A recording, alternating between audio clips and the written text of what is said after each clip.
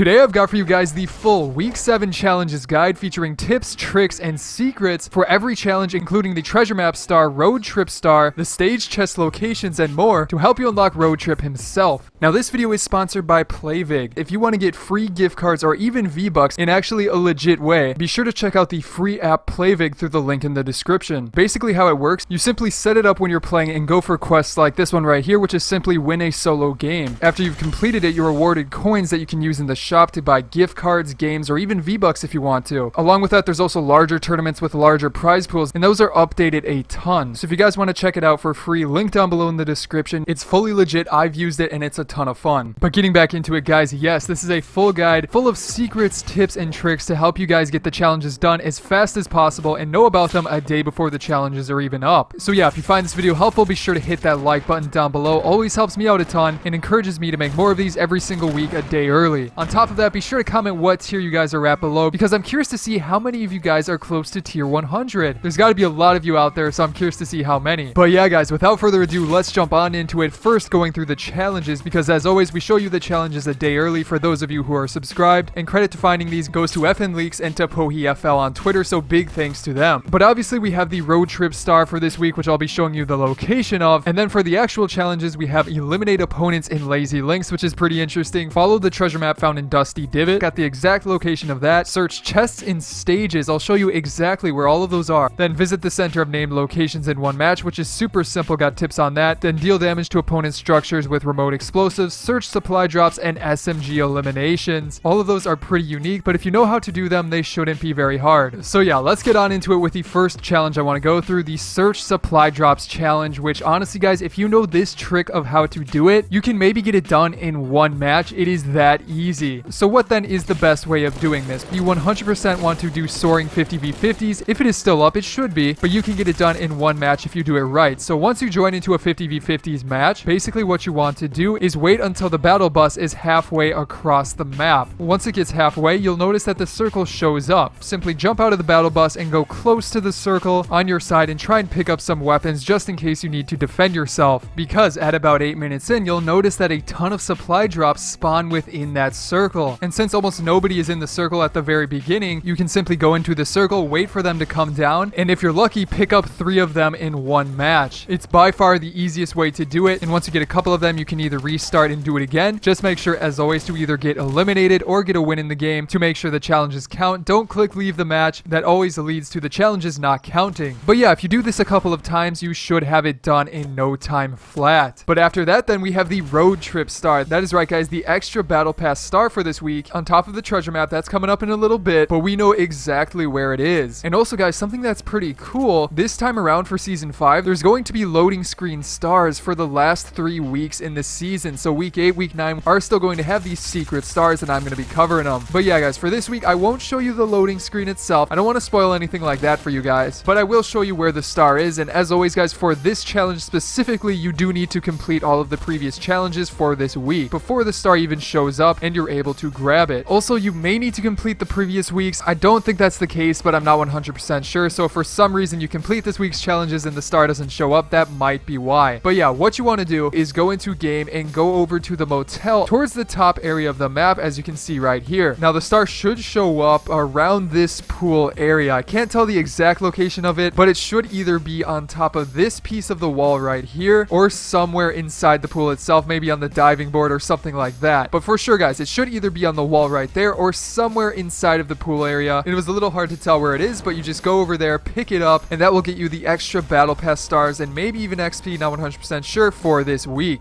But after that, then we have a pretty unique challenge, which is actually pretty easy if you know this exact way of doing it, and you can get it done in under a minute. Now, what challenge am I talking about? Well, it is the visit the center of named locations in a single match. You might think that this one will take a bit of time. You got to run to 4 different locations. That's going to take a bit to actually make it that distant, right? Well, not actually. It's super easy to do if you do this method right here. So first of all, what you want to do is go into 50v50 again if it is up. If it's not up, just do a similar mode like, I don't know, solo squads, something like that. But 50v50 by far is the easiest because you're going to want to get an ATK from lazy links. And also, if you happen to spawn on that side, you avoid the problems with the elimination challenge that happens to be in lazy links as well. But once you're in 50v50, simply drop towards lazy links, go to the center of it to get your first location and then grab an ATK that should be spawned nearby. Once you grab the ATK, this is the route that you're going to want to take. You're first going to want to head over to Tomato Town, which really isn't that far away. And since again it's 50v50, you really shouldn't run into that many people up here, especially in this corner of the map. But after you get to the center of Tomato Town, you then want to make your way over to Risky Reels for your third location, which again should be super